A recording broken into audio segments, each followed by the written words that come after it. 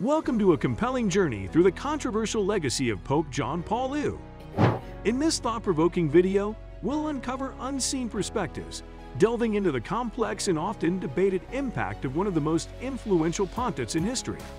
Join us as we explore the untold stories and lesser-known aspects of Pope John Paul II's life and legacy, shedding new light on the man behind the papacy. Let's challenge our perceptions and foster meaningful discussions about the complexities of his enduring influence on the world. Let's get started.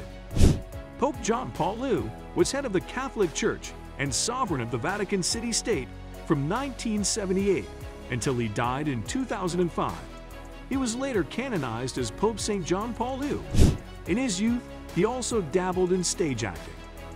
Having graduated with excellent grades from an all-boys high school in Wadawes, shortly before the start of the war in 1938, Karol Wojtyla was highly respected. Coming from the generation of Columbuses, 1 in 4 of all his schoolmates did not survive World War II. Now, let's explore further. Experiences of Pope John Paul II during World War II. After his father's death, he started thinking seriously about the priesthood. In October 1942, while World War II continued, he knocked on the door of the bishop's palace, Krakow, and asked to study for the priesthood. Soon after, he began courses in the clandestine underground seminary run by the Archbishop of Krakow, the future Cardinal Adam Stefan Sapieha. On 29 February 1944, Wojtyla was hit by a German truck. German Wehrmacht officers tended to him and sent him to a hospital. He spent 2 weeks there recovering from a severe concussion and a shoulder injury. It seemed to him that this accident and his survival confirmed his vocation. On 6 August 1944, a day known as Black Sunday, the Gestapo rounded up young men in Krakow to curtail the uprising there, similar to the recent uprising in Warsaw. On the night of 17 January 1945, the Germans fled the city, and the students reclaimed the ruined seminary. B'nai B'rith and other authorities have said that Wojtyla helped protect many other Polish Jews from the Nazis. During the Nazi occupation of Poland, a Jewish family sent their son, Stanley Berger, to be hidden by a Gentile Polish family. Berger's biological Jewish parents were killed in the Holocaust, and after the war, Berger's new Christian parents asked Karol Wojtyla to baptize the boy.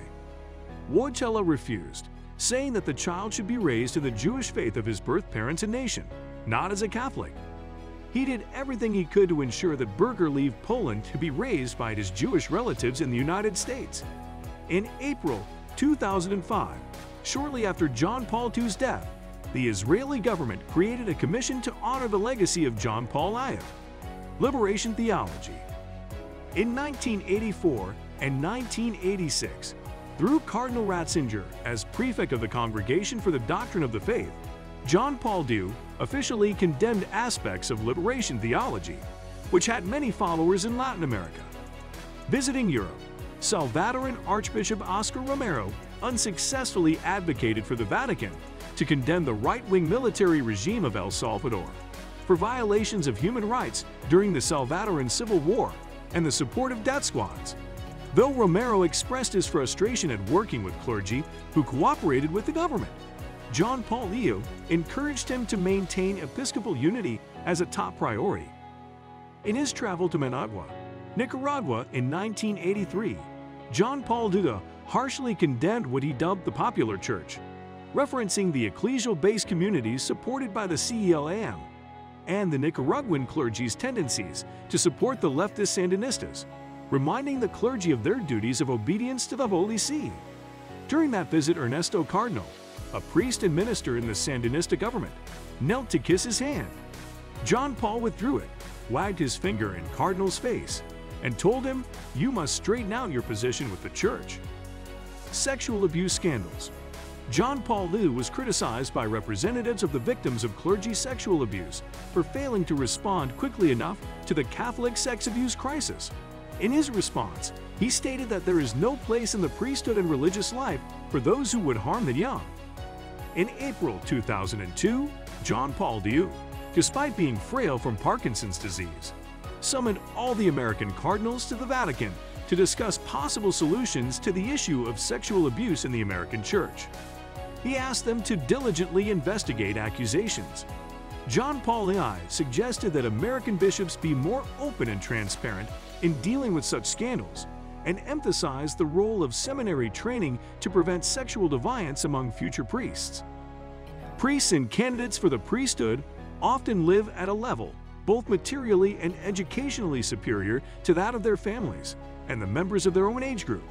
It is therefore very easy for them to succumb to the temptation of thinking of themselves as better than others. When this happens, the ideal of priestly service and self-giving dedication can fade, leaving the priest dissatisfied and disheartened. Relations with other world religions. Animism. In his book-length interview, Crossing the Threshold of Hope, with the Italian journalist Vittorio Messori, published in 1995, John Paul II draws parallels between animism and Christianity. He wrote, "It would be helpful to recall the animist religions, which stress ancestor worship. It seems that those who practice them are particularly close to Christianity, and among them, the Church's missionaries also find it easier to speak a common language. Is there, perhaps, in this veneration of ancestors, a kind of preparation for the Christian faith in the communion of saints, in which all believers, whether living or dead, form a single community, a single body?" Islam. John Paul II was the first pope to enter and pray in a mosque, visiting the tomb of John the Baptist at Umayyad Mosque, Damascus. John Paul II made considerable efforts to improve relations between Catholicism and Islam. He officially supported the project of the Great Mosque in Rome and participated in the inauguration in 1995. John Paul II oversaw the publication of the Catechism of the Catholic Church, which makes a special provision for Muslims. Therein, it is written, "Together with us they adore the one, merciful God, mankind's judge on the last day." Jainism. In 1995, John Paul II held a meeting with 21 Jains, organized by the Pontifical Council for Interreligious Dialogue. He praised Mohandas Gandhi for his unshakable faith in God, assured the Jains that the Catholic Church will continue to engage in dialogue with their religion, and spoke of the common need to aid the poor. The Jain leaders were impressed with the Pope's transparency and simplicity, and the meeting received much attention in the Gujarat state in western India, home to many Jains. Controversies surrounding certain canonizations. The former Pope was fast-tracked for canonization immediately after his death, but a tarnished legacy in dealing with the Church's sex abuse scandals has left critics to wonder whether it was too fast. At the funeral of Pope John Paul II at St. Peter's Square, banners rose from the sea of mourners reading Santo Subito, or Saint at once. He was a giant of the Church in the 20th century. Days after his death in 2005, cardinals eager to uphold his conservative policies had already begun discussing putting him on a fast track to sainthood, while devotees in Rome and beyond clamored for his immediate canonization, drowning out notes of caution from survivors of sexual abuse and historians that John Paul had persistently turned a blind eye to the crimes in his church. That's it for today. We hope you found our video interesting. If you did, please give it a big thumbs up and share it with others. Also, if you haven't already, please consider subscribing to our channel. Don't forget to turn on the notification bell so you don't miss any of our new uploads. Thank you for joining us on this journey. Stay tuned for more captivating content in the future.